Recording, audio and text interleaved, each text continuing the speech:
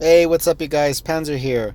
Today we're going to be going over how to replace your closing lid. Pretty much the one on this vehicle is it tore. When I purchased the vehicle, it was already torn, so half of it was stuck in here. And just so you know what it is, it's pretty much think of it like a cover, like a door cover. Lucky for me, they make the parts separate. And I purchased it online, and it's the exact same one, all leather material.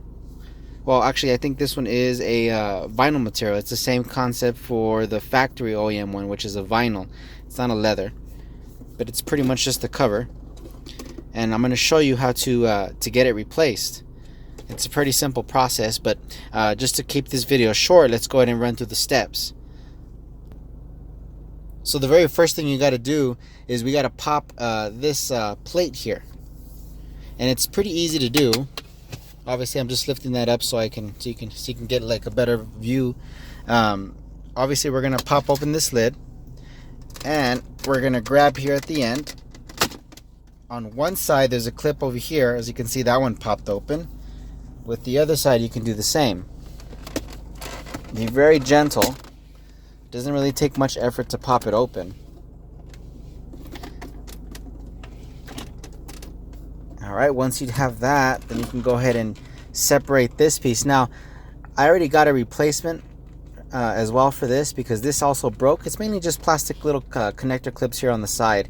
You know, this is an O2, so after a while these do get brittle and eventually they break with very little force. But I ordered a new piece, and I can also show you how to replace that when that comes in. But that'll be on another video. But obviously you just pop that up on top, and it should just come right off. Mine is a little dirty. I still have to detail this car. I have not had a chance to detail it thoroughly. The last thing I did previously was, you know, clean this boot really well. But we're just going to lift this up, move it out of the side. And then you don't really have to take off this boot. But if you actually did want to clean it, you just have to very gently lift it over. There's going to be a cone here, and if I can get a actual close-up of it, it's just this little cone piece, and you just twist it open counterclockwise. When you do that, you can slide this whole thing off, but you have to be careful. Remember, it's connected, so you got to make sure you disconnect these two harnesses. Let me put this back, because I'm not going to be doing that right now. And you could just slide this over here to the side. I'm actually going to probably take this inside with me so I can get it thoroughly cleaned and polished. It is aluminum, so I'm going to go ahead and do that. Jesus, it's pretty dirty. But anyway, next step. These are the rails right here. This piece comes right off at the end.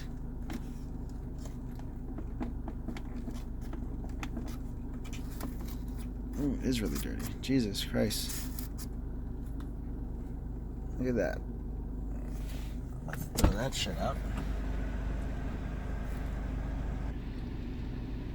Alright, so I had to do, obviously I couldn't hold the phone and try to get this in, but it's fairly easy.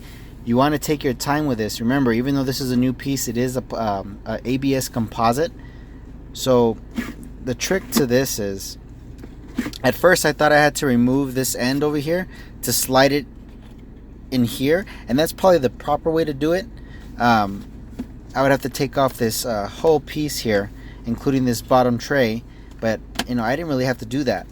What I did was I pretty much sat it on top like this. On one side I slid in the inserts on the ends, and you can see them right here. I slid them in first, and I pushed them in as far back as I could. The moment I did that, I laid this end over here, and it just needed a little bit of a push, and I just pushed in each segment one by one, and sometimes 3 at a time would go in until you get here. Now, you don't push it all the way up, because this won't allow you.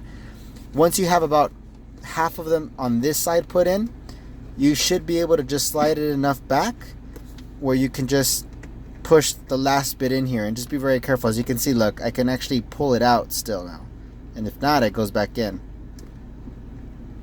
This should give you enough. So it goes in, and it comes out. So you're able to push it all in on one side, and you should be able to pop in the other end without having to take off this assembly, because it looks like the entrance of the guide rails are over here, but this plate here is blocking it, and this plate comes off. But I didn't want to have to take it off because I know I have to do a little bit more than just these 3 clips. So that's just to let you guys know how to replace this lid. Everything is pretty much in reverse order. I am, on the other hand, I'm gonna have to get this clean because look how dirty that is. That is horrible. That's gonna drive me nuts. So just to kind of give you a breakdown of how to replace this lid, I'll go ahead and link the part in the description below. The part number where I got it, I'll have the link and everything so you guys be able to put this. The only thing that this thing is missing is some grease. There was some like a light amount of lubricant grease when I pulled the old one out. So I probably would have to add a little bit, but it seems to go really smooth. But I'm just gonna add just a tiny bit on these end rails here, and you can see there's a little bit of residue, but not much. But that's just pretty much how you replace it. Now I have a brand new lid cover. Well, anyways, this is Panzer. You guys take it easy.